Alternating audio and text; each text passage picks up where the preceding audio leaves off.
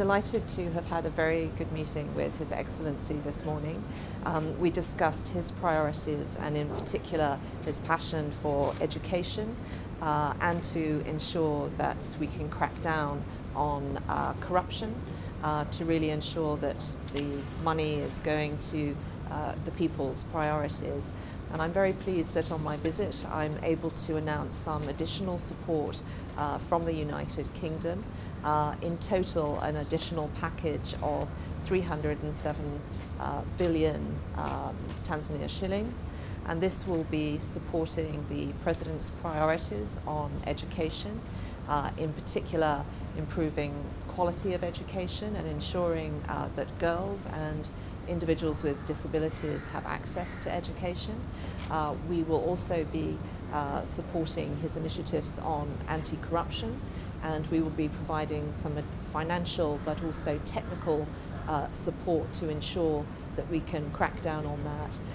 And then the remainder of the funds are going to be used to support healthcare programs. And it is a sign of our increasing and strong commitment between our two nations. We very much want to focus our efforts to ensure that the President is able to achieve his tremendous ambitions for his country, and we are really privileged to be a partnership in this with Tanzania. So we are hugely proud that we are not only one of the major donors in terms of our international aid budgets, but also we are the largest commercial investor as well.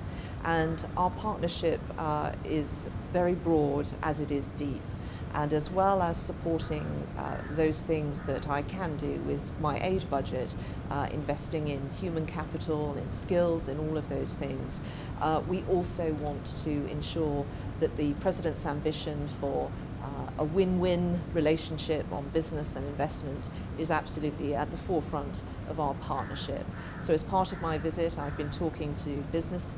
I've been looking at ways that we can attract more investors into Tanzania, and I think that will form a very large part of our partnership going forward.